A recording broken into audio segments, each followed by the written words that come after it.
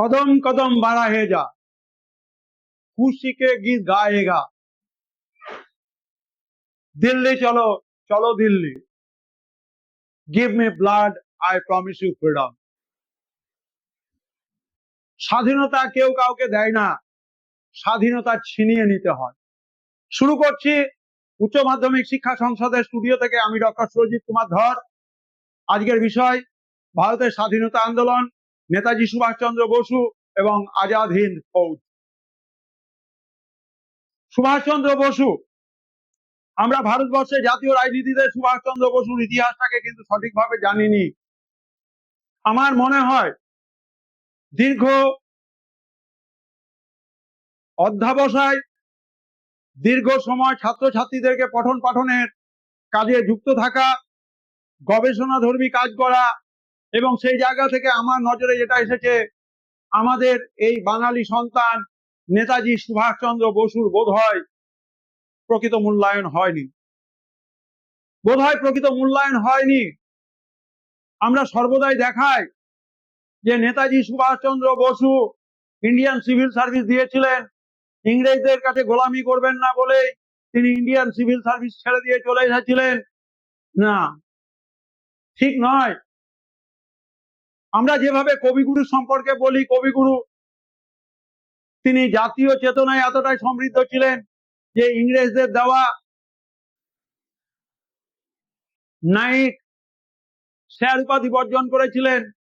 নেতাজি সুভাষচন্দ্র বসু যখন ইংল্যান্ডে Indian civil service পরীক্ষা চলছে, সেই সময় খবর পেয়েছিলেন জালিয়ানওয়ালাবাগ হত্যাকাণ্ড হয়েছে, এবং সেই জালিয়ানওয়ালাবাগ হত্যাকাণ্ডের প্রতিবাদে সুভাষচন্দ্র বসু ইংল্যান্ড থেকে সরাসরি চলে এসেছিলেন ভারতবর্ষের মাটিতে ভারতের স্বাধীনতা আন্দোলনকে মজবুত করবার জন্য, ভারতবর্ষের স্বাধীনতা আন্দোলনকে আরো জোর কদমে এগিয়ে নিয়ে যাওয়ার জন্য। কদম কদম বাড়িয়ে যা, কদম কদম বাড়ায়ে যা, আজাদ হিন্দ ফৌজের সঙ্গীত তৈরি করতে পেরেছিলেন জাতীয় আন্তর্জাতিক বন্ধন। যে আজাদ হিন্দ ফৌজ রাসবিহারী বোস, ক্যাপ্টেন মোহন সিং, ইনারা তৈরি করে রেখেছিলেন জাপানে, তার সর্বাধিনায়ক পদে বরণ করে নেওয়া হয়েছিল নেতাজিকে। দেশ নায়ক নেতাজি সত্যি একজন যোগ্য নেতার হাতে দ্বিতীয় বিশ্বযুদ্ধের প্রেক্ষাপটে দায়িত্বভার এসেছিল, যার জন্য কিন্তু ভারতবর্ষের স্বাধীনতা এতটা ত্বরান্বিত হয়েছে। আমাদের আক্ষেপের বিষয় যে নেতাজি সুভাষচন্দ্র বসু সম্পর্কে আমরা অনেক সিদ্ধান্তই করে ফেলেছি, যেগুলো কিন্তু আমার মনে হয় না সঠিক হয়েছে। বিভিন্ন গ্রন্থগুলোতে আমরা দেখতে পাচ্ছি যে নেতাজি সম্পর্কে লেখা রয়েছে যে তিনি তাইহোকু বিমান দুর্ঘটনাতে মারা গেছিলেন। কি করে আমরা এতটা দুঃসাহসী সিদ্ধান্ত নিয়ে ফেললাম নেতাজি সুভাষচন্দ্র বসু তাইহোকু বিমান দুর্ঘটনায় মারা গেছিলেন? তাহলে পরবর্তীকালে ইংল্যান্ডের প্রশাসন থেকে যে চিঠিগুলো ভারত সরকারের কাছে পাঠানো হয়েছে, তার অর্থই হচ্ছে নেতাজি তাহলে নিশ্চয় জীবিত ছিলেন। সুতরাং আমরা কিন্তু তাইহোকু বিমান দুর্ঘটনায় নেতাজির মৃত্যু রহস্যকে মানি না। তাহলে এটা সর্বসম্মত সিদ্ধান্ত নয়, বা এটা সর্বসম্মত সিদ্ধান্ত হওয়া উচিত নয়। আমরা নেতাজির বিভিন্ন ধরনের ব্যবহার করা প্রতীকগুলোকে কিন্তু আমরা যথাযথ মর্যাদা দিতে পারিনি। যখন তিনি রাজনৈতিক মতাদর্শের বিরোধিতার কারণে জাতীয় কংগ্রেস থেকে বেরিয়ে গিয়ে নতুন একটি রাজনৈতিক দল তৈরি করলেন, সেখানে ছিল স্প্রিঙ্গিং টাইগার, লম্ফদানকারী বাঘ বা দ্য স্প্রিঙ্গিং টাইগার। এই জায়গাগুলোকে আমাদের একজন বাঙালি হিসেবে, বাঙালির গৌরব হিসেবে আমাদের জানা দরকার সুভাষচন্দ্র বসু। তো আমরা এখানে অনেক গুরুত্বপূর্ণ তথ্য তোমাদের সঙ্গে শেয়ার করব। আমরা বইগুলোতে পড়েছি যে তিনি সুভাষচন্দ্র বসু যে সময় ভারতবর্ষে ভূমিষ্ঠ হয়েছেন, ভারতবর্ষ ইংরেজদের পরাধীনতায় রয়েছে, কিন্তু তার কথা যে তাকে ভারতের জাতীয়তার আদর্শে সব থেকে বেশি যে ব্যক্তি টেনেছিলেন তিনি হলেন যুগনায়ক বিবেকানন্দ। যুগনায়ক বিবেকানন্দের লেখা, যুবনায়ক বিবেকানন্দের দর্শন, যুবনায়ক বিবেকানন্দের বিভিন্ন ধরনের বাণী, এগুলো কিন্তু স্বামীজির আদর্শে, স্বামীজির কাছে নেতাজিকে এনে দিয়েছিল। তো আমরা দেখলাম যে সুভাষচন্দ্র বসু সঙ্গে রাজনৈতিক ভাবে যে ব্যক্তির যোগাযোগ ছিল তিনি হলেন দেশবন্ধু চিত্তরঞ্জন দাস। এবং দেশবন্ধু চিত্তরঞ্জন দাসের স্পর্শে কিন্তু তিনি 1930-এর দশকে কলকাতা মিউনিসিপ্যাল কর্পোরেশনের সর্বোচ্চ পদ অলঙ্কৃত করতে সক্ষম হয়েছিলেন। বসুর জাতীয়তাবাদী চিন্তা ভাবনা, তার বিভিন্ন ধরনের সাংগঠনিক প্রতিভা তাকে কংগ্রেসের যুব শাখাতে এনেছিল। তার জ্বালাময়ী বক্তৃতা, পূর্ণ স্বরাজের দাবি, ডোমিনিয়নের বিরোধিতা, ছাত্র, শ্রমিক, যুব, এদের মধ্যে সুভাষচন্দ্রের যে অনুপ্রেরণা, তাকে রাইজিং স্টার, কোট আনকোট, তাকে রাইজিং স্টার এই জায়গাতে আনতে সক্ষম হয়েছিল। আমরা জানি সুভাষচন্দ্রের রাজনৈতিক জীবনে তার জনপ্রিয়তার কারণে অনেকবার তাকে বিভিন্ন ধরনের প্রতিবন্ধক পরিস্থিতির সম্মুখীন হতে হয়। ত্রিপুরা কংগ্রেস, হরিপুরা কংগ্রেস, এই সমস্ত কংগ্রেসে সভাপতি পদে নির্বাচনকে ঘিরে তার প্রচুর শত্রুতার সৃষ্টি হয় এবং সেই জায়গা থেকে দাঁড়িয়ে সুভাষচন্দ্র বসু জয়ী হন। এবং আমরা দেখতে পাই সেই সময় গান্ধী বৃত্তের মধ্যে থাকা মানুষগুলো সুভাষের পাশে কেউ খুব একটা দাঁড়াননি। গান্ধীজির ক্ষমতার বৃত্তে থাকা মানুষ কারা ছিলেন? বল্লভভাই প্যাটেল, রাজেন্দ্র প্রসাদ, চক্রবর্তী রাজা গোপালাচারী,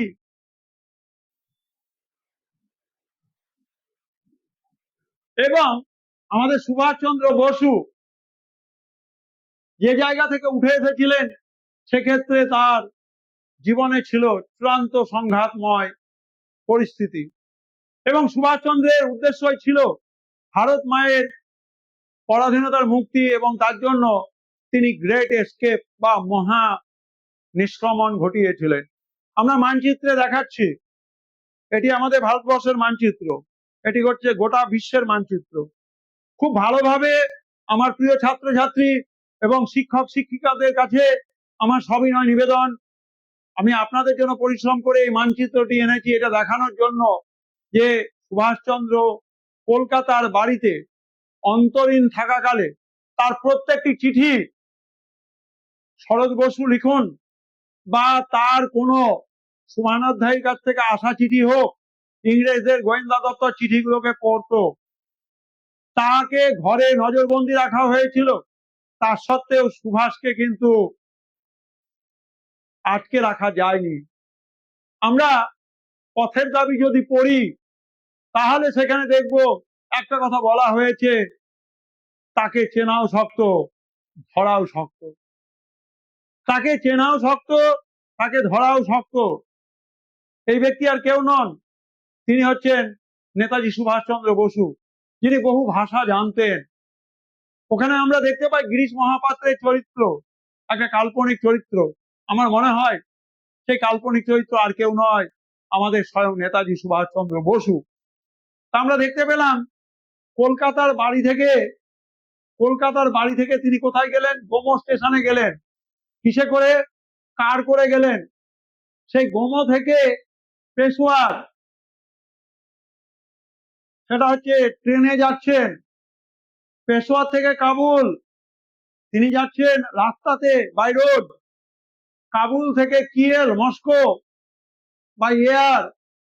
মস্কো থেকে কিয়েল থেকে, কাবুল থেকে Kiel via Moscow by air, অর্থাৎ বিমানে যাচ্ছেন। কিয়েল থেকে মাদাগাস্কার জার্মান সাবমেরিন দিয়ে যাচ্ছেন, এবং সেই জার্মান যে সাবমেরিন, সেই জার্মান সাবমেরিন পরে আমরা দেখতে পাচ্ছি মাদাগাস্কার থেকে পেনাং জাপানি সাবমেরিন ধরে আসছেন।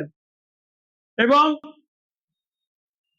এই জায়গাতে এসে আমরা দেখব যখন আজাদ হিন্দ ফৌজ তৈরি হচ্ছে, এবং সেই আজাদ হিন্দ ফৌজকে কিভাবে তিনি পরিচালনা করেছেন সেই বিষয়গুলো আলোচনা রাখবো। তাহলে আমাদের সুভাষচন্দ্র বসু কলকাতার এলগিন রোডের বাড়িতে নজরবন্দি অবস্থায়, সেখান থেকে তিনি গেলেন Gomoh station by car, Gomoh to Peshawar by train, Peshawar to Kabul by road, Kabul to Kiel via Moscow by air, Kiel to Madagascar by German submarine,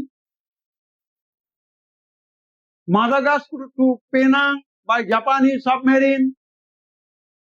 এবারে আমরা দেখতে পাচ্ছি Penang to Tokyo by air, Penang, this is Penang, Penang to Tokyo by air, Tokyo to Singapore by air.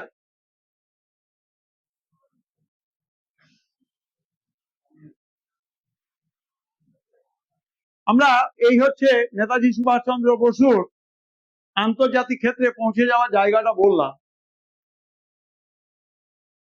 তিনি যখন ভারত থেকে ছদ্মবেশে চলে যাচ্ছেন পাঠান, তার নাম ছিল মোহাম্মদ জিয়াউদ্দিন। সময়টা পুলিশের নজরে বাইরে ছিলেন 16-17 জানুয়ারি 1941।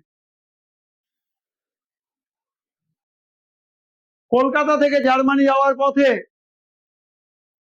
তিনি আফগানিস্তান হয়ে সোভিয়েত ইউনিয়ন হয়ে চলে গেছেন, এবং এখানে strategic realignment of the Indian freedom movement on the global stage, এই ঘটনাটা গুরুত্বপূর্ণ ছিল। আর একটা গুরুত্বপূর্ণ তখনকার যে triple axis power, Rome Berlin Tokyo axis, Rome Berlin Tokyo axis, অর্থাৎ টোকিও মানে হচ্ছে হিদেকি তোজো, বার্লিন মানে হচ্ছে অ্যাডলফ হিটলার, রোম মানে হচ্ছে বেনিটো মুসলিনি। অর্থাৎ একদিকে নাৎসিবাদ, একদিকে ফ্যাসিবাদ, আর একদিকে হচ্ছে সমরবাদ জাপানের, হিদেকি তোজো। তো এই তিনজনের সঙ্গে তিনি তাদের সমর্থন আদায়ের চেষ্টা করেছেন। আমরা দেখতে পেলাম যে ভারতবর্ষের বাইরে ক্যাপ্টেন মোহন সিং রাসবিহারী বসু জাপানে বন্দী যে সমস্ত ভারতীয়রা ছিল তাদেরকে তালিম দিয়েছেন, তাদেরকে নিয়ে যে সেনাবাহিনী গঠন করেছিলেন সেটা জার্মানিতে যে ফ্রি ইন্ডিয়া সেন্টার বার্লিনে ছিল, সমস্তটাকে এক জায়গায় নিয়ে এসে আমরা দেখলাম ইন্ডিয়ান ন্যাশনাল আর্মি 1942 সালে ক্যাপ্টেন মোহন সিং এবং জাপানের দক্ষিণ পূর্ব ভাগ, অর্থাৎ দক্ষিণ পূর্ব এশিয়া দেশগুলোতে যারা ভারতীয় ছিল তাদেরকে নিয়ে আইএনএ বা ইন্ডিয়ান ন্যাশনাল আর্মি তৈরি হয়েছিল, এবং সুভাষচন্দ্রের হাতে সেই নেতৃত্বভার 1943 সালে তুলে দেওয়া হয়েছিল। এবং সুভাষচন্দ্র ইত্তেফাক, এতমাদ, কুরবানি, তিনটে গুরুত্বপূর্ণ পাওয়ারফুল মোটো আইএনএর, unity, faith, sacrifice and battle cry, Jai Hind. কি বললাম? ইত্তেফাক, ইতমাদ এবং কুরবানি, শব্দগুলো শুনলে না গায়ে কাঁটা দেয়।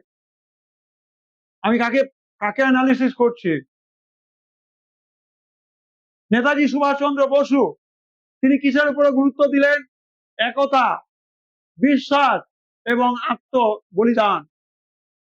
যে সুভাষচন্দ্র বসুকে নেহেরু, যে সুভাষচন্দ্র বসুকে মহাত্মা গান্ধী তার রাজনৈতিক জায়গা দেননি।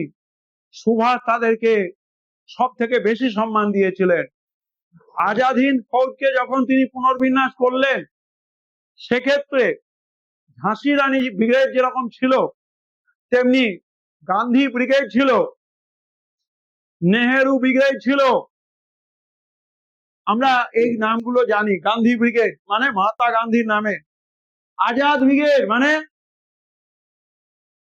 আমাদের ভগৎ সিং, আজাদ, এদের কথা বলা হচ্ছে। নেহেরু ব্রিগেড এবং মেয়েদের একটি রেজিমেন্ট ছিল যার নাম হচ্ছে ঝাঁসি রানী ব্রিগেড। নেতাজি ছিলেন সত্যদ্রষ্টা, বিপ্লবী। তিনি ইতিহাসকে সম্মান করেছেন, ইতিহাসকে শ্রদ্ধা জানিয়েছেন। যে গান্ধীজি তাকে রাজনৈতিক ক্ষেত্রে শত্রু বলে মনে করেছেন, যোগ্যতা সত্ত্বেও নেতাজি সুভাষকে বারবার করে, যাতে করে তিনি সর্বভারতীয় নেতৃত্বের জায়গায় আসতে না পারেন, তার জন্য চেষ্টা করেছেন। তার একটাই জায়গা, সুভাষের বিকল্প হিসেবে জওহরলালকে স্থান করে দিতে হবে। এবং যে জওহরলাল নিজের যোগ্যতার জায়গা বোধহয় খুব ভালোভাবে জানতেন, এবং সেই জওহরলাল নেহেরু তাকেও কিন্তু নেতাজি সম্মান জানিয়ে তার নামে ব্রিগেড তৈরি করেছিলেন।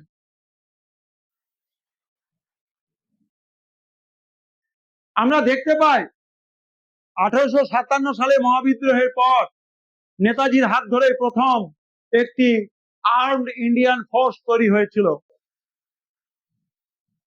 এবং আমরা দেখলাম তার বিখ্যাত সিঙ্গাপুরে জুলাই মাসের এবং ব্যাংককের জুন মাসের 42 সালের বিখ্যাত ভাষণ।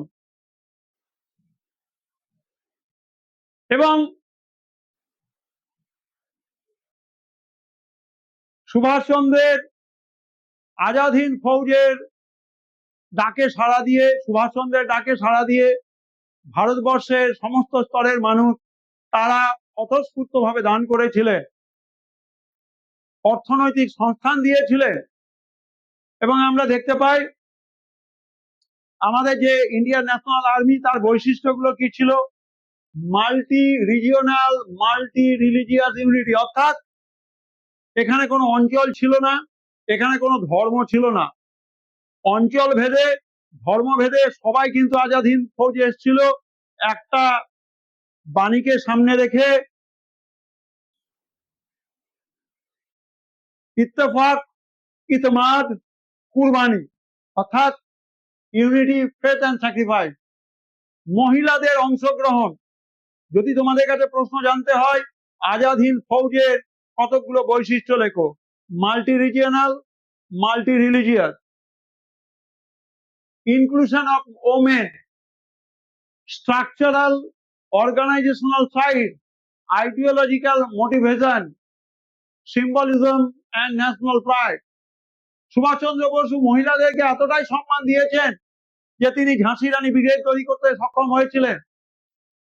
তিনি একটা গঠনগত এবং প্রতিষ্ঠানগত ভিতভূমি তৈরি করতে পেরেছিলেন। তিনি তৈরি করেছিলেন মনস্তাত্ত্বিক ব্যাকগ্রাউন্ড, কদম কদম বাড়ায়েগা, খুশি কে গীত গায়েগা। তিনি কি করেছিলেন? স্লোগান দিয়েছিলেন জয় হিন্দ, এবং তিরঞ্জিত পতাকা যেখানে ছিল, স্প্রিঙ্গিং টাইগার, এবং আজাদ হিন্দ সরকার তৈরি করেছিলেন। এবং এই আজাদ হিন্দ সরকারের 9টা দেশ একে সম্মান জানিয়েছিল, সমর্থন জানিয়েছিল।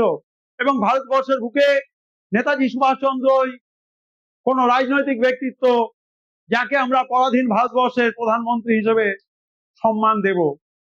পাঠ্য বইগুলোতে আমরা এই অক্ষরটি দেখতে চেয়েছিলাম যে সেখানে লেখা থাকবে ভারতবর্ষের পরাধীন, ভারতবর্ষের প্রথম প্রধানমন্ত্রীর নাম সুভাষচন্দ্র বসু। আজাদ হিন্দ ফৌজকে কেন্দ্র করে ভারতবর্ষের যে প্যারালাল গভর্নমেন্ট, লোকাল গভর্নমেন্ট নয়, প্যারালাল গভর্নমেন্ট, সমান্তরাল, ইংরেজরা চলে গেলে যে সরকার তৈরি হবে, সেই সরকারের যে ক্যাবিনেট কি হবে, তার আমি অ্যাবস্ট্রাক্ট তোমাদের সামনে তুলে ধরছি। আমরা দেখলাম 1943 সালের 21শে অক্টোবর আজাদ হিন্দ ফৌজ তার যে কর্ম পরিকল্পনা বাস্তবায়িত করলো 23শে অক্টোবর। পূর্ণাঙ্গ মন্ত্রিসভা, সুভাষচন্দ্র বসু সর্বাধিনায়ক, সুভাষচন্দ্র বসু প্রধানমন্ত্রী, সুভাষচন্দ্র বসু যুদ্ধমন্ত্রী, সুভাষচন্দ্র বসু পররাষ্ট্রমন্ত্রী। রাসবিহারী বসু, যার হাত ধরে তিনি আজাদ হিন্দ ফৌজ তৈরি করতে পারলেন, সেই রাসবিহারী বোস তিনি হলেন প্রধান উপদেষ্টা, চিফ অ্যাডভাইসার। এম সহায় তিনি হলেন সচিব, secretary. C Chattopadhyay, department of finance, অর্থ বিভাগ। লক্ষ্মী স্বামীনাথন, নারী বিভাগের প্রধান। আয়ার, সম্প্রচার বিভাগ, department of broadcasting and telecommunication. সুতরাং এই হচ্ছে আমাদের সুভাষচন্দ্র বসু। এবং এই একটা জায়গাতে আমরা দেখতে পাই আজাদ হিন্দ ফৌজের আমি আলোচনা করছি দা হরিজন পত্রিকা। 1942 সালের 26শে এপ্রিল দা হরিজন পত্রিকাতে মহাত্মা গান্ধী যা বলেছিলেন, কোট আনকোট, ভারতে ব্রিটিশ শাসনের অবিলম্বে অবসান চায়, ভারতে ব্রিটিশ শাসনের অবিলম্বে অবসান চায়, ভারতের স্বাধীনতা চাই, কেবল ভারতের স্বার্থে নয়, চাই বিশ্বের নিরাপত্তার জন্য। ফাঁসিবাদ, নাৎসিবাদ, সমরবাদ ও অন্যান্য সাম্রাজ্যবাদ এবং এক জাতির উপর অন্য জাতির আক্রমণের অবসানের জন্য। দি হরিজন পত্রিকা, 26শে এপ্রিল 1942 সাল। সুতরাং আমাদের মনে রাখতে হবে এই যে গুরুত্বপূর্ণ লেখা, যার অ্যাবস্ট্রাক্ট আমি তোমাদের সামনে পড়ে শোনালাম, আমি ভারতবর্ষে প্যারালাল গভর্নমেন্ট যেটা সুভাষচন্দ্র বসু তৈরি করতে পেরেছিলেন সে বিষয়ে ধারণা দেওয়ার চেষ্টা করলাম। আমরা এখন বলবো যে সুভাষচন্দ্র বসু এবং তার আজাদ হিন্দ ফৌজ, আগে আমরা মানচিত্রে বলেছিলাম যে কিভাবে তিনি সিঙ্গাপুর অব্দি পৌঁছে গেলেন, এই যে দেখো এখানে তোমাদের সিঙ্গাপুর হয়েছে। এবারে এই জায়গা থেকে শুরু হবে যে সুভাষচন্দ্র বসুর আজাদ হিন্দ ফৌজের রুট মার্চ শুরু হবে, যে ইংরেজ বিরোধী সংঘাতে তিনি কিভাবে কাজ করতে চেয়েছিলেন। দেখো সিঙ্গাপুর থেকে যাত্রা শুরু হচ্ছে, পেনাং হয়ে আস্তে আস্তে দেখো রেঙ্গুন এই অব্দি পৌঁছে গেছে পেগু। এবার এই জায়গা থেকে হচ্ছে আজাদ হিন্দ ফৌজের আজাদিদের চলা। তোমরা স্বাভাবিকভাবে মানচিত্রে দেখতে পাচ্ছ এই অংশটি আমাদের তখনও ইন্ডিয়ার অংশ হিসেবে আছে, এবং এই সাইডে ঢাকা যেহেতু দেখাচ্ছে অতএব পাশেই হচ্ছে আমাদের বেঙ্গল।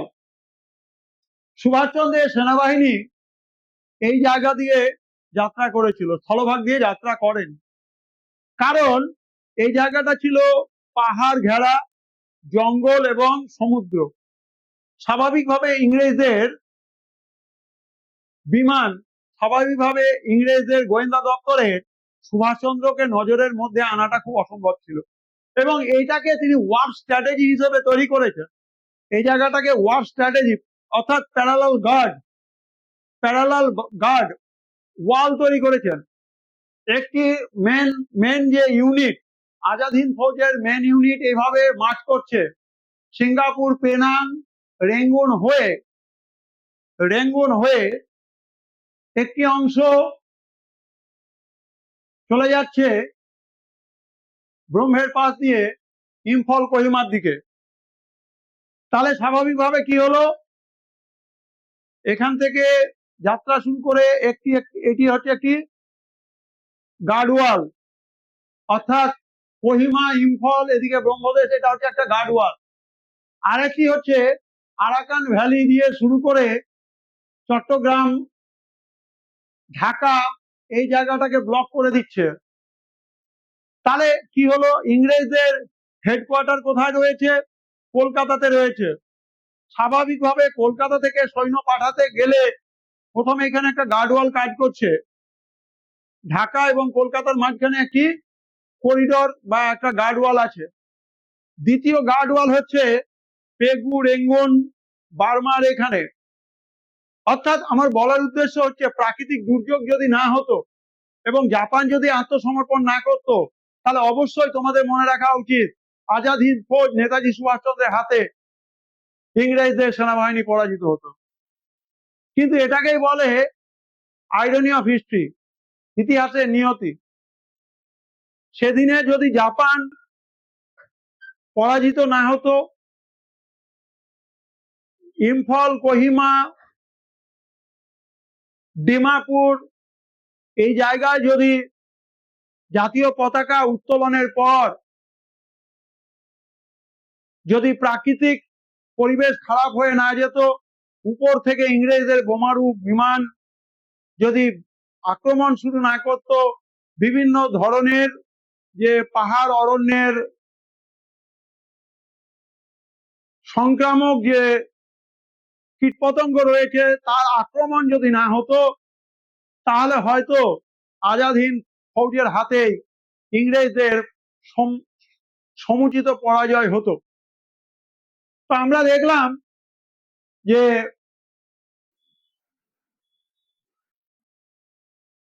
আজাদ হিন্দ ফৌজ ইম্ফল, কোহিমা 1944 সালের মার্চ মাসে শুরু করলো, এবং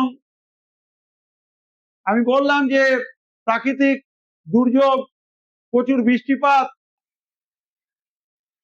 খাবারের সরবরাহ লাইন বিচ্ছিন্ন হয়ে যাওয়া, এই সমস্ত কারণে সেখানে কিন্তু আজাদ হিন্দ ফৌজের পরাজয় হয়ে যায়। কিন্তু আমাদেরকে মনে রাখতে হবে যে ভারতবর্ষের স্বাধীনতা আন্দোলনে নেতাজি সুভাষচন্দ্রের অবদানের মূল্যায়ন করতে হবে। নেতাজি সুভাষচন্দ্র বসুর অবদানের মূল্যায়ন করতে হবে। তাহলে নেতাজি সুভাষচন্দ্র বসুর যদি আমরা assess the role of Netaji Subhas Chandra Bose in the freedom movement বলি, তাহলে আমরা সেখানে কি বলবো? অবশ্যই 1 নম্বর, সুভাষচন্দ্র বসু তিনি প্রথম ব্যক্তি যিনি ভারতবর্ষের একটা ভবিষ্যৎ পরিকল্পনা করতে পেরেছিলেন, এবং তিনি পেরেছিলেন বলে যুদ্ধ, পররাষ্ট্র, অর্থ, নারী দপ্তর, সম্প্রচার বিভাগ, এই সমস্ত দপ্তর এবং পূর্ণ মন্ত্রী সেটা কিন্তু তৈরি করতে পেরেছিলেন। দ্বিতীয় হচ্ছে, সুভাষচন্দ্র বসু এমন একজন ব্যক্তি যিনি কিন্তু আন্তর্জাতিক সাহায্য সহযোগিতা অর্জন করে ভারতবর্ষের স্বাধীনতা আন্দোলন, ভারতবর্ষের জাতীয় আন্দোলনকে ত্বরান্বিত করতে পেরেছিলেন। নেতাজি সুভাষচন্দ্র বসু সেই ব্যক্তি যাকে আন্তর্জাতিক স্তরের 9টা দেশ সমর্থন সহানুভূতি দিয়েছিল। নেতাজি সুভাষচন্দ্র বসু সেই দেশ, সেই ব্যক্তি, সেই দেশের প্রতিনিধি যিনি হিটলারের কাছ থেকে সমর্থন, সহানুভূতি, যুদ্ধকালীন সাহায্য, ইংরেজদের উপর চাপ তৈরি করবার জন্য যা কিছু প্রয়োজনীয় সাপোর্ট তা অর্জন করতে সক্ষম হয়েছিলেন। নেতাজি সুভাষচন্দ্র বসু সেই ব্যক্তি যিনি কিন্তু স্বাধীনতাকে গুরুত্ব বেশি দিয়েছিলেন নিজের জীবনের চেয়ে। নেতাজি সুভাষচন্দ্র বসু সেই ব্যক্তি যিনি জীবনের ঝুঁকি নিয়ে বিভিন্ন ধরনের রাজনৈতিক ভারতবর্ষের চাপকে অগ্রাহ্য করে বিশ্ব মানচিত্রে তার স্থান করে নিতে পেরেছিলেন। এই হচ্ছে নেতাজি সুভাষচন্দ্র বসুর মূল্যায়ন। তোমরা অবশ্যই করেসপন্ডেন্ট 1939-1942 পড়বে। এটি কিন্তু নেতাজি সুভাষচন্দ্রের বিভিন্ন সময়ে বিভিন্ন ব্যক্তিকে লেখা চিঠি সংগ্রহ, করেসপন্ডেন্ট পড়বে ইন্ডিয়ান পিলগ্রিম, তবে কিন্তু সুভাষচন্দ্রের জীবনের আদর্শ, কর্মপন্থা, সুভাষচন্দ্রের সুভাষ হয়ে ওঠা জানা সম্ভব হবে। নেতাজির চিন্তা চেতনার আলোকে আমাদের বাঙালি অস্মিতাকে জাগিয়ে তুলতে পারবো আমরা।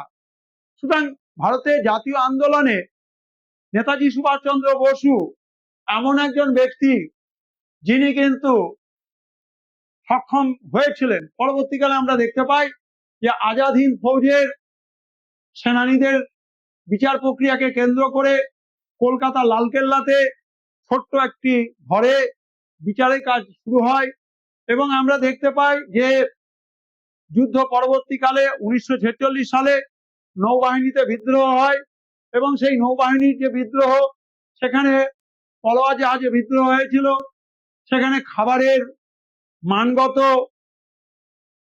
অসন্তোষ, চাকরি জীবিকার ঝুঁকি, মানসিকভাবে ভারতীয় সৈন্যদেরকে অপদস্থ করা, লালকেল্লায় সেনানীদের বিচার, এই সমস্ত ঘটনাকে কেন্দ্র করে 1946 সালে নৌবিদ্রোহের সূচনা হচ্ছে। 1946 সালে যে নৌবিদ্রোহ হয়েছিল, সেই নৌবিদ্রোহের কারণে আমরা দেখতে পেলাম যে ভারতবর্ষে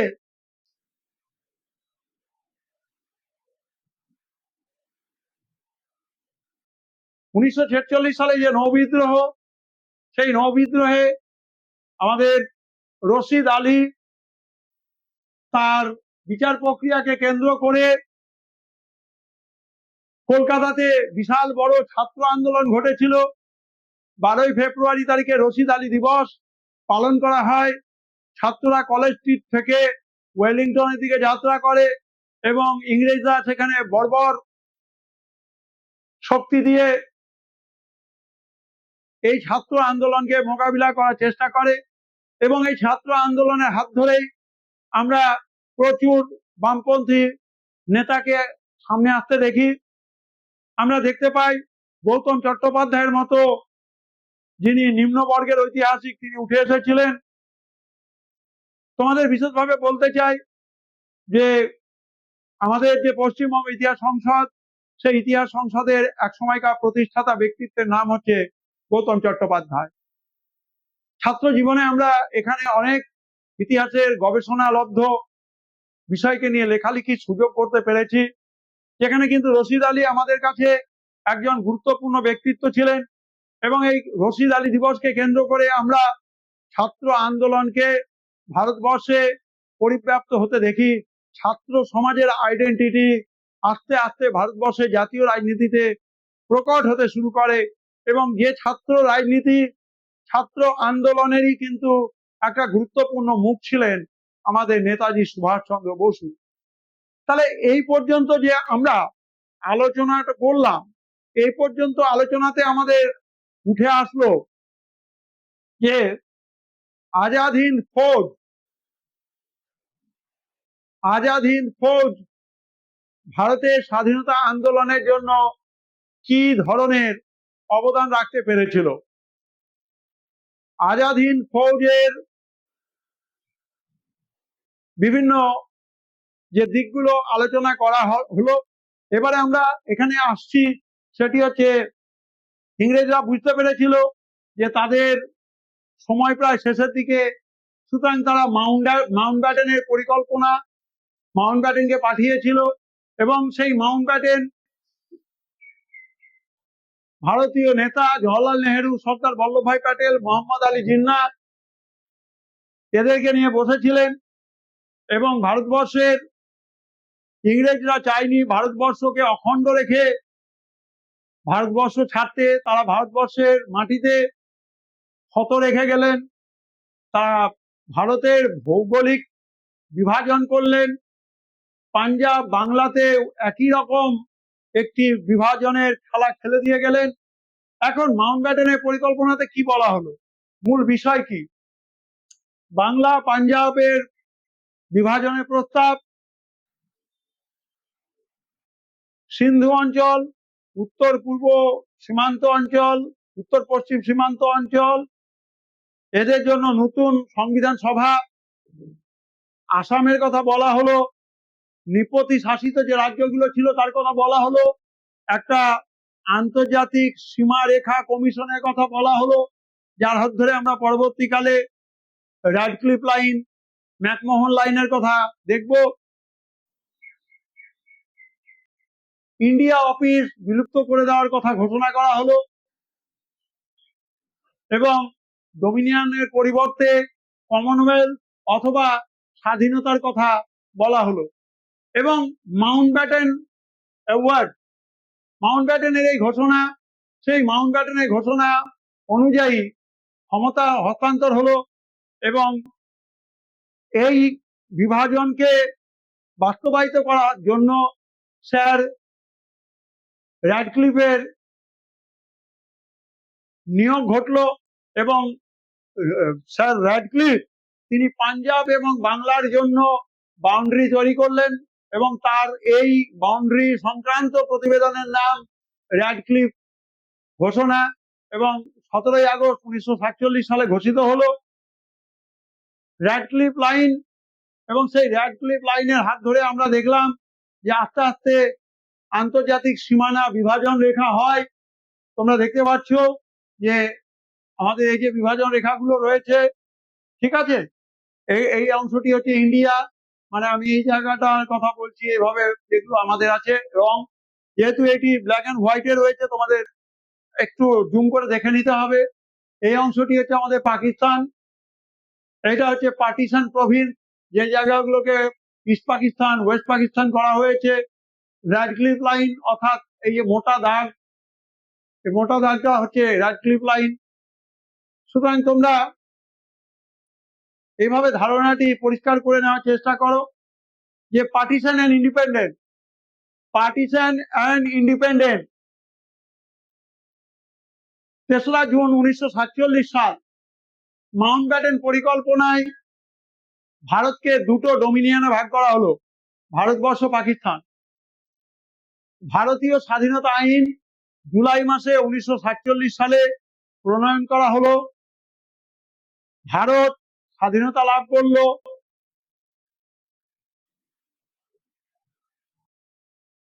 পাঞ্জাব এবং বাংলাকে বিভাজিত করা হলো, 15 মিলিয়ন জনসংখ্যাকে উদ্বাস্তু করা হলো এবং 1 মিলিয়ন জনসংখ্যা বিভিন্ন ধরনের সাম্প্রদায়িক দাঙ্গা, বিভিন্ন ধরনের খুন, জোর করে তাদেরকে মাইগ্রেশন করতে বাধ্য করা হলো। আমরা এখান থেকেই পরের ভিডিওতে ফিরে আসছি এবং এটি হবে শেষ ভিডিও।